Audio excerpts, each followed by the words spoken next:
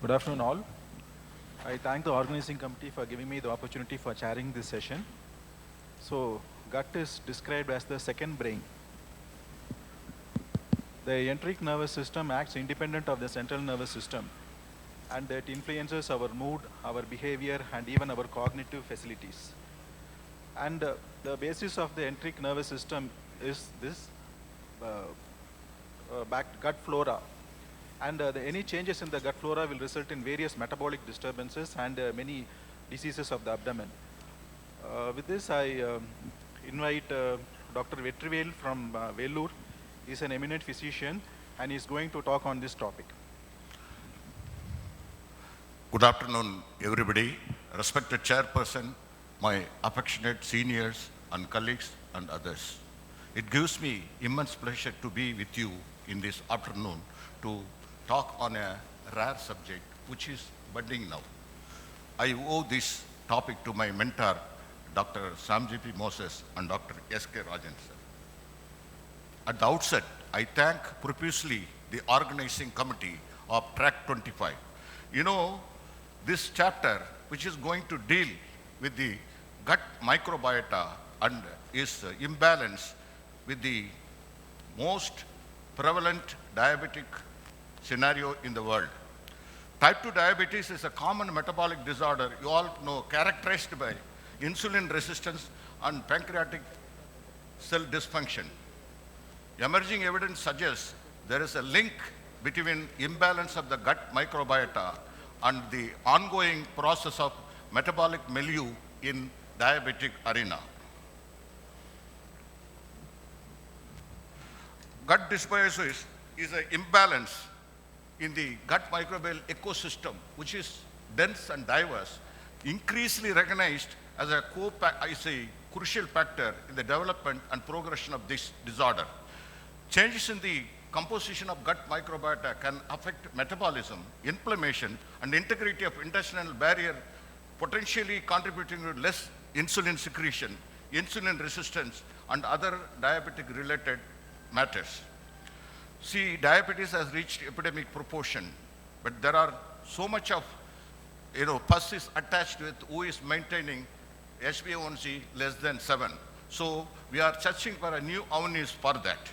Studies have shown that gut inflammation, compromised gut permeability, impaired glucose homeostasis, lipid metabolism, insulin sensitivity, increased fatty acid oxidation, and interaction with the dietary components are the mainstay of this talk. There is clear growing evidence that a close relationship between these two is there, and it's worthy of future investment and research efforts, because this topic, whenever we talk in forum, it is undermined and overlooked.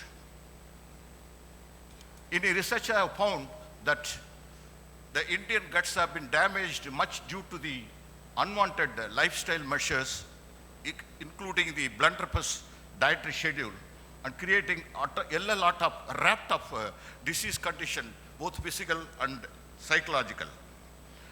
We have to salute our forefather Hippocrates, who said 2.5 millennium back, all disease begins in the gut. Health is written by gut microbiota. Death sits in the bowl. A bad digestion is the root cause of evil. After this 2.5 millennia, we just now starting to recognize the importance of it, and we are the doorstep opening the important vista. This gut microbiome, the science is exploding like anything. We carry 2 kg of a suitcase in our gut. People are sampling their own stools for the process of science and taking lot of probiotics in the form of yogurt, kombucha and kimchi, and try to foster good health. The science is exploding like anything, but we are just at the gate of it, as I told you.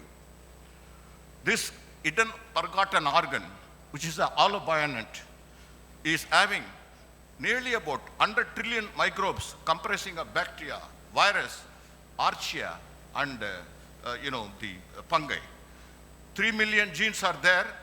Almost these species control all bodily functions. What are they? Before that, one has to differentiate between what is microbiome, what is microbiota. Microbiota is the organism itself. Microbiome comprises of organism and the genes, genomics, and the living environment, biome, and the theater of activity, that the metabolites which are called as postbiotics. So all the four comprising of microbiome.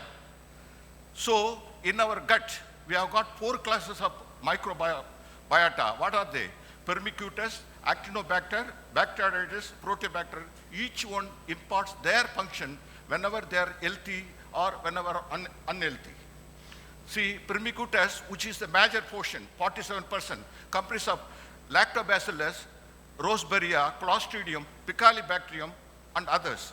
In Bacteroides, we have got Prevotella and Alistipsis, and in the Proteobacter sector, we have got so much of Klebsiella, Pseudomonas, etc., which are gram-negative. In Actinobacter, we have got potentially good Bifidobacterium, Actinomyces, etc., and in this side, we have got the Akkermansia, Mucinapilli, and Saccharomyces boulardii, which is a fungus. So, what are the various functions it performs? It performs immunomodulation.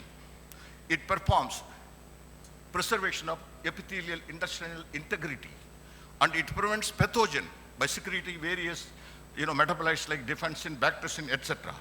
Not only that, it modifies the neurodevelopmental neurodegeneration, and not only that, it helps for digestion and the metabolism of drugs, food, and xenobiotics.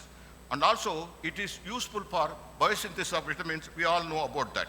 But the pity is that modern civilization that there are a lot of modulation factors like diet. Diet is the crucial factor. Whatever we eat, that's not going to preserve the good bacteria. It is going to create an imbalance, which we'll see. Then drugs like antibiotics, proton pump inhibitors, statins, steroids, geographical location, life stages, what the children is having, they are not be possessed by elderly people. And birthing process, when the cesarean section, no good bacteria, dense bacteria, or diverse bacteria. In normal delivery, there's a lot of good bacteria is acquired by the infant. So the feeding, the milking process, the lactation process, milk-fed babies, the breastfed babies are having good bacteria, whereas the bottle-fed is not having good bacteria. We are subject to much stress, psychological, metabolic, etc., which these are the factors which modulate and produces imbalance in this. So gut biosis, the normal flora, when it's disturbed, we call it a dysbiosis. An imbalance in the between commensal and pathogen is known as gut dysbiosis, which lead to various diseases comprising of cardiometabolic, gastrointestinal, and neural, and pulmonary, and skin, etc. In this, we will be discussing about the important metabolic condition known as diabetes mellitus. See, gut dysbiosis in DM, decreased abundance of beneficial bacteria like Picalibacterium prausnitzii, Roseburia industrialis, Roseburia insulinivorous, and Akkermansia mucinaphila. These are the important bacteria which cannot be disturbed. But in the diabetes, it is disturbed. Shift in the ratio of Firmicutes and Bacteroides, a decrease in the short-chain fatty acid producing organism, which will be important for prevention of leaky gut syndrome, which we will be alluding to, and it's going to impair the intestinal epithelial barrier integrity. The leaky gut syndrome allows certain things which we will be seeing, which is going to put havoc and create finally inflammatory state, insulin resistance.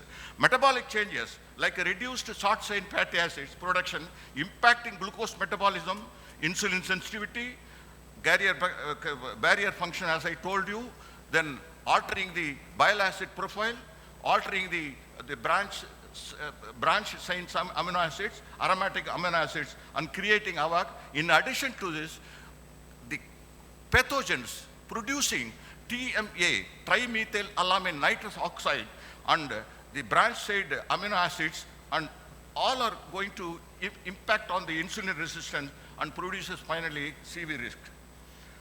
So these are this table depicts the decrease and increase, which was discussed in detail.